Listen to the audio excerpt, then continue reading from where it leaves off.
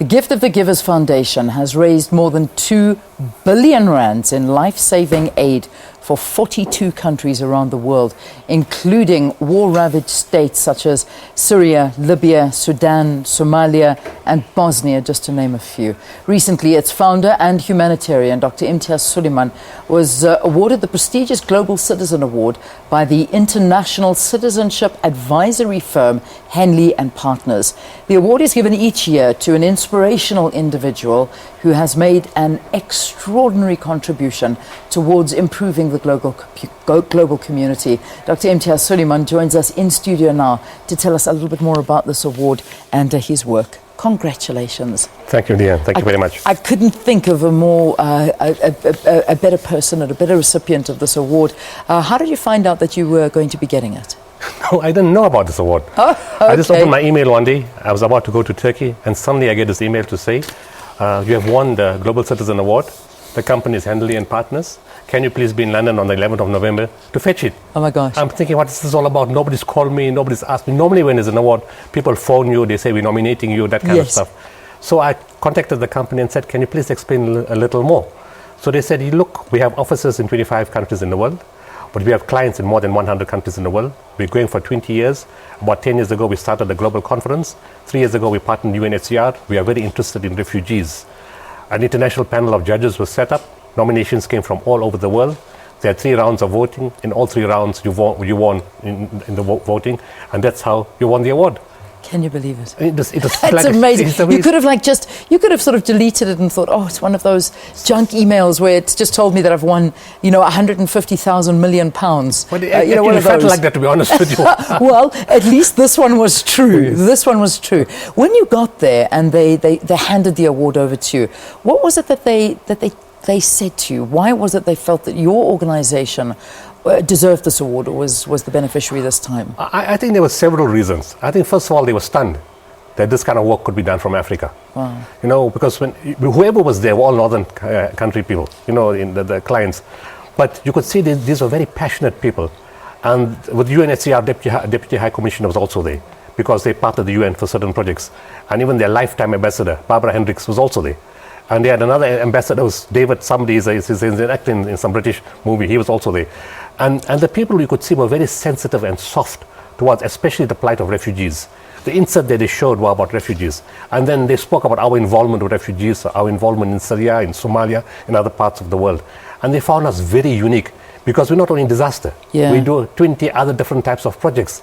And coming from Africa with such skilled people, they were just amazed. Immediately after the function, they said, we'd like to partner with you. And even yesterday, an email came, people from Dubai, from the office, are now talking, how can they support us? Yeah. What I love about your organization is that you don't, you never forget where you come from, and you're always ready and willing to help. I know that just before you left to go to London to receive this award, you offered your help and your assistance for those here in Johannesburg that had lost their homes and their lives to the floods that ravaged us last week. What came of this? Did you offer assistance? Johannesburg? Yeah. Yes, we were the first people there. There you go. In the morning. I actually postponed my flight because of that.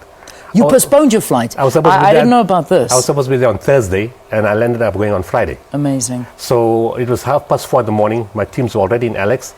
The lady, the childcare family who lost the child, we actually took them into our own housing village. We have a housing village in Alex, not far from the river, which we established 3 years ago. She's now living in our housing village. The disaster management called us. Provincial government came there. The Premier came there, Paul Mashutile was there, the President was with us yesterday. Yeah. And we're feeding 2,500 people daily in Alex. We're involved in Ikuruleni, we're involved in Germiston, and yesterday we also got involved in the tornado in Annandale. Amazing.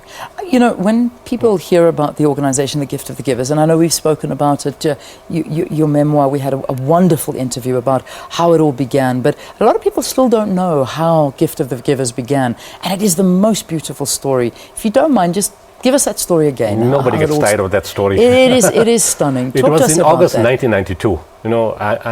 Actually, it was a year before. I met a spiritual teacher in Istanbul. The following year, I went back.